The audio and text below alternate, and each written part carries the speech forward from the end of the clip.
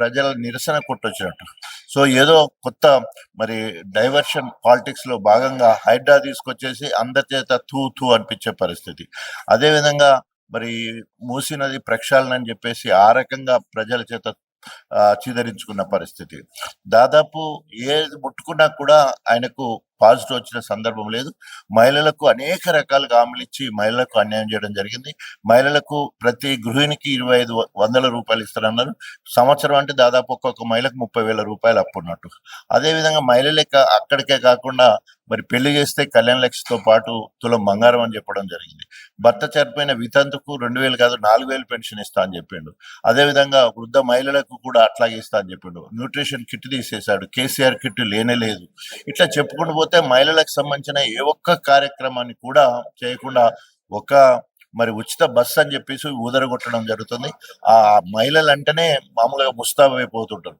Bus ఎక్కేటప్పుడు మహిళలు మంచిగా ముస్తాబై ఉంటున్నారు, దిగేటప్పుడు మాత్రం వాళ్ళని గుర్తుపట్టే పరిస్థితి కనబడతలేదంటే మరి ప్రతి ఒక్కరు కూడా బస్సు దిగంగానే రేవంత్ ఎందుకు పెట్టండి బస్సు అని తిట్టుడు తప్ప, మేము మంచిగా మా ఛార్జీలు తీసుకుంటే మంచిగా వెళ్ళిపోతాం కదా, ఇదేం కథ అని చెప్పేసి ఆ రకంగా తిట్టే కార్యక్రమం. సో మహిళలు అట్లయితే అదే విధంగా రైతుల విషయానికి వస్తే, ఎందుకంటే రైతు ఈ దేశానికి వెన్నెంక.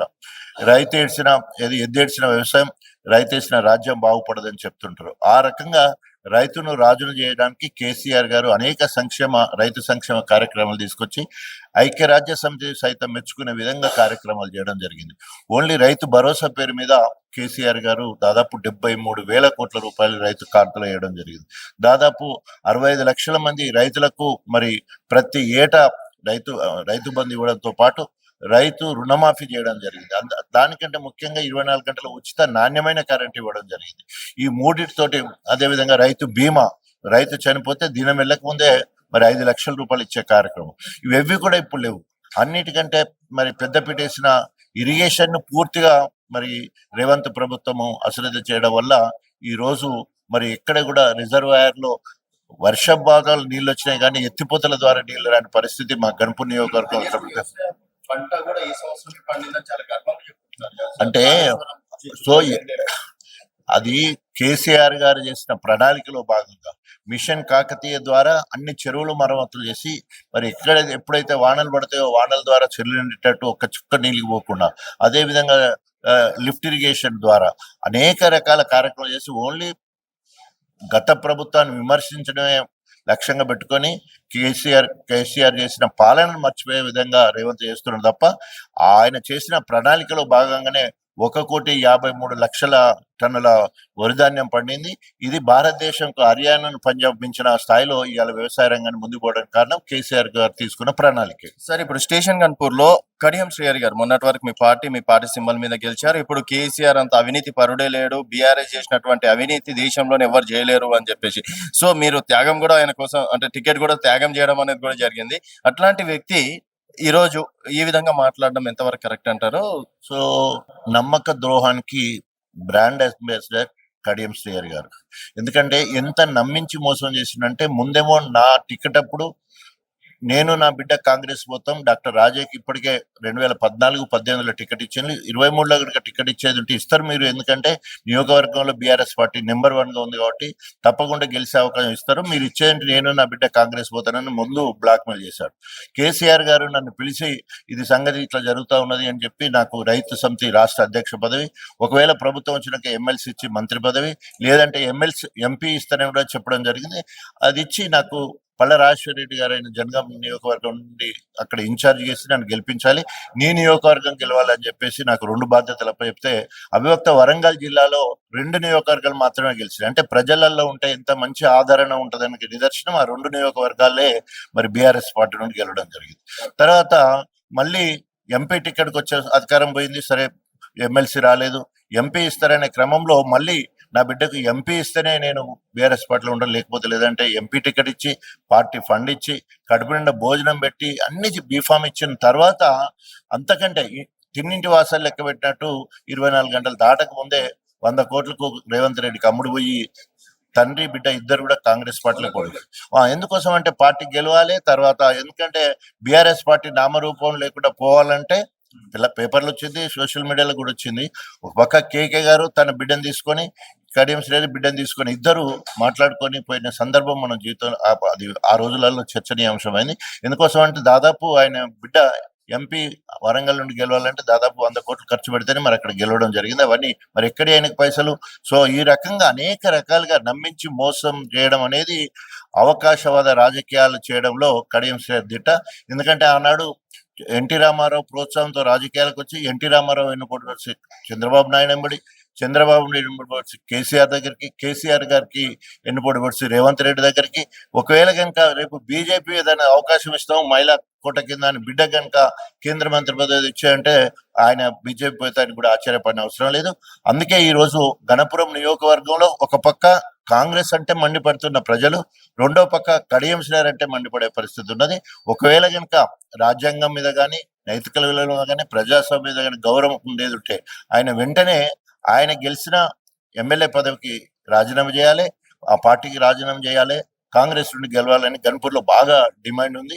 నేనున్న ఉదాహరణకి 2011లో తెలంగాణ రాష్ట్ర సాధన కోసం అధికార కాంగ్రెస్ పార్టీ 15 ఏళ్ల సీనియారిటీ కాంగ్రెస్ పార్టీ ప్రాథమిక సభ్యత్వానికి ఎమ్మెల్యే పదవికి రాజీనామా చేసి మరి తెలంగాణ జెండా పట్టుకొని కేసీఆర్ తో తిరగడం జరిగింది. మరి అంతకుముందు 12,000తో గెలిచిన నేను ప్రజల విశ్వాసాన్ని చురగొనడం వల్ల 33,000 మెజార్టీతో గెలిచింది.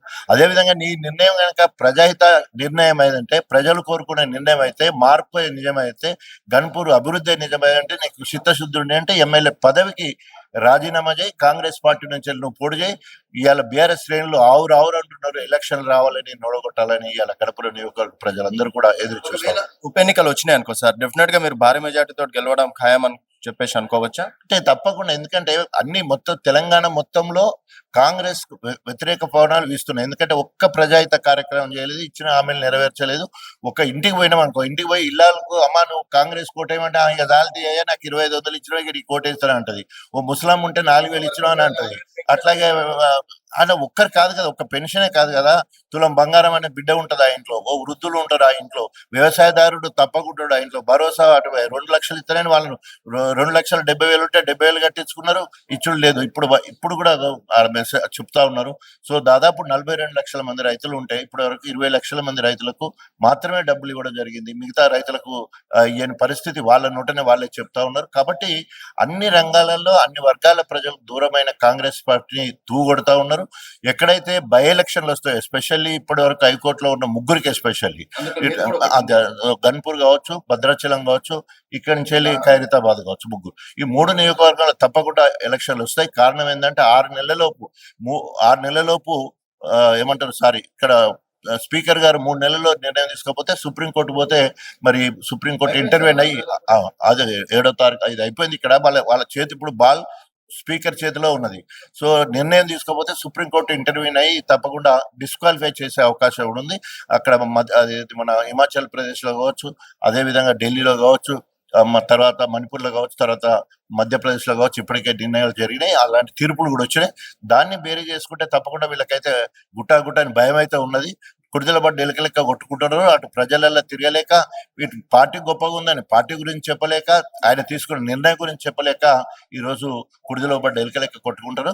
తప్పకుండా రేపు బై ఎలక్షన్లు వస్తాయి. తప్పకుండా బీఆర్ఎస్ పార్టీ జెండా ఎగరేయడం ఖాయం. సార్ ఇప్పుడు స్థానిక సంస్థల ఎన్నికలు వస్తున్నాయి సార్. మొదటగా స్థానిక సంస్థల్లో మీ స్టేషన్ గన్పూర్ నుంచి భారీ స్థాయిలో బీఆర్ఎస్ సర్పంచ్లు, ఎంపీటీసీలు, జెడ్పీటీసీలు అయ్యే అవకాశం ఉందనుకోవచ్చా? సో గతంలో హైయెస్ట్ సర్పంచ్లు, ఎంపీటీసీలు, ఎంపీపీలు, జెడ్పీటీసీలు అన్ని కూడా మాకు సంబంధించిన వాళ్ళే మరి గెలవడం జరిగింది. తప్పకుండా ఇప్పుడు మరింత, సో రెండోసారి అధికారంకి వచ్చిన బీఆర్ఎస్ పార్టీని అంతా గెలిచినప్పుడు ఇప్పుడు కాంగ్రెస్ పార్టీ మీద విపరీతమైన వ్యతిరేకత ఉన్నది.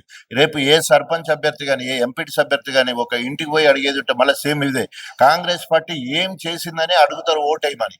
సో నేనేం చేస్తానని చెప్పుకుంటాడు. సో కాబట్టి ఇప్పటి వరకు ఇందిరమ్మ కమిటీలేసి దగ్గరే కొట్లాడుతున్నారు. ఇందిరమ్మ ఇండ్ల పేరు చెప్తామంటే అది కూడా గతి లేని పరిస్థితి కనబడుతుంది. రేపు స్థానిక ఎన్నికలు అంటారు, చెప్పడానికి ఎన్నైనా హామీలే కదా, ఏదైనా అనేస్తాడు. రేవంత్ రెడ్డి ఆయన భాషలోనే చెప్తాడు. సో మమ్మల్ని అబద్ధాలు ఆడమని ప్రజలు కోరుకుంటారు, మేము అబద్ధాలు ఆడతాము, వాళ్ళకి అది ఇష్టం, ఇది ఇష్టం. సో కాబట్టి ఎట్టి పరిస్థితుల్లో ప్రజలు రేవంత్ మాటలు కానీ, కాంగ్రెస్ నాయకుల మాటలు కానీ నమ్మే పరిస్థితి లేదు. తప్పకుండా స్థానిక ఎన్నికలలో బీఆర్ఎస్ అధికారం.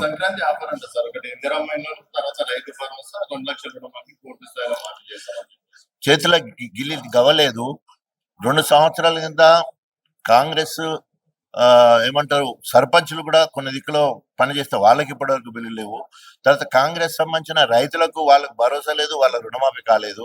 తర్వాత వాళ్ళ దగ్గర ఏది పెండింగ్ బిల్లులు ఇవ్వడానికి ఒక్క పైసా లేదు. అట్లాంటి వాళ్ళు ఒక్కసారి ఇన్ని హామీలు ఎక్కడి నుంచి ఇస్తారు? ఇప్పటికే ఇన్కమ్ ఇప్పుడు ప్రభుత్వము కంటిన్యూస్ ప్రాసెస్, ప్రభుత్వం అనేది కంటిన్యూస్ ప్రాసెస్. అంటే ఆ అప్పులను మాత్రం చూస్తున్నాడు, కాళేశ్వరం ప్రాజెక్టు చూస్తలేడు, కట్టిన దేవాలయం లాంటి సచివాలయాన్ని చూస్తలేడు, పక్కన అంబేద్కర్ విగ్రహం కనబడతలేదు, చెర్ల మరమ్మతులు కనబడతలేదు, మిషన్ భగీరథ కనబడతలేదు. సో ఇవన్నీ అన్ని సజీవ సాక్ష్యాలుగా నిలిచినాయి కదా. పైసలు తీసుకొస్తే తెలంగాణ ఆస్తిని పెంచడం జరిగింది, వనరులను పెంచడం జరిగింది, ఇన్కమ్ రిసోర్స్ ను చేసి అనేక రకాలుగా లబ్ధి చేకూరి అనేక కార్యక్రమాలు చేయడం జరిగింది.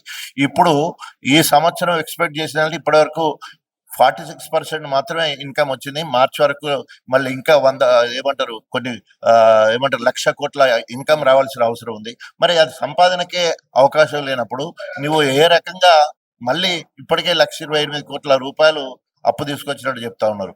మళ్ళీ ఎక్కడి నుంచి అప్పు తీసుకొస్తే ఇవన్నీ ఎట్లా తీరాలి? కాబట్టి అయ్యే పని కాదు, తప్పకుండా కాంగ్రెస్ పార్టీ పతనం మొదలైంది. సార్ కేటీఆర్ గారు అరెస్ట్ అంటున్నారు, ఈడీ ఏసీబీ రెండు ఎంటర్ అయినాయి. ప్రతికార చర్య తప్పకుండా ఇది ప్రతికార చర్యన. అక్కడ ఎలాంటి ఏమంటారు మామూలు గానీ కరప్షన్ గానీ జరగలేదు. అన్ని జాతీయ బ్యాంకు ద్వారానే ట్రాన్స్ఫర్ అవడం జరిగింది. తర్వాత దాదాపు 600 కోట్ల రూపాయల వరకు ప్రభుత్వానికి లాభం వచ్చే విధంగా, తెలంగాణకి లాభం వచ్చే విధంగా మరి అక్కడ ఆ సంస్థతోటి అగ్రిమెంట్ అయిన మాట వాస్తవం. సో తప్పకుండా ఏదైనా ప్రభుత్వ పరంగా కక్ష సాధింపు చర్యలో భాగంగానే ఇది చేస్తా ఉన్నాడు. కానీ ఎట్టి పరిస్థితుల్లో కేసీఆర్ చెప్పినట్టు ఒకవేళ కక్ష సాధింపు చర్యగా కవిత మీద చేసినట్టు ఏదైనా చేసినా కూడా జైలుకి పోతానికి కూడా భయపడే ప్రసక్తి లేదని చెప్పేసి చెప్పడం జరుగుతూ ఉన్నది.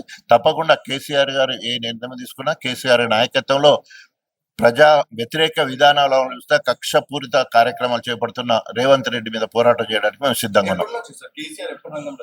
సో ఫిబ్రవరి తర్వాత అంటే కేసీఆర్ ఎప్పుడు రంగంలోనే ఉంటారు. వారు మౌనంగా ఉన్నంత మాత్రాన ఏమి చేస్తలేనట్టు కాదు. తప్పకుండా వారి ఆలోచన ధోరణి, తర్వాత కార్యాచరణ ఎప్పటికప్పుడు వారి గైడ్ లైన్స్ లోనే అసెంబ్లీ జరిగిన క్రమంలో కావచ్చు, ఏ కార్యక్రమం మీద ఎలాంటి కార్యాచరణ చేపట్టాలి కావచ్చు, వారి గైడ్ లైన్స్ ప్రకారం నడుతుంది. సరి అయిన సమయంలో వారు బయటకు వస్తారు తప్పకుండా. ఎందుకంటే ఒక పరిపక్వత చెందిన నాయకుడు ప్రతిరోజు బయట కనిపిస్తే కరెక్ట్ కాదు. తప్పకుండా సమయం వచ్చినప్పుడు, ఎందుకంటే సమర్థవంతమైన నాయకులు కేటీఆర్ కావచ్చు, హరీష్ రావు కావచ్చు, గతంలో 10 సంవత్సరాలు పనిచేసిన మంత్రులు ఉన్నారు. ఏ అంశం మీద కూడా అనర్గళంగా మాట్లాడే నాయకత్వం బీఆర్ఎస్ పార్టీలో ఉన్నది. కాబట్టి తప్పకుండా కేసీఆర్ గారు సరైన సమయంలో వస్తారు. Thank you.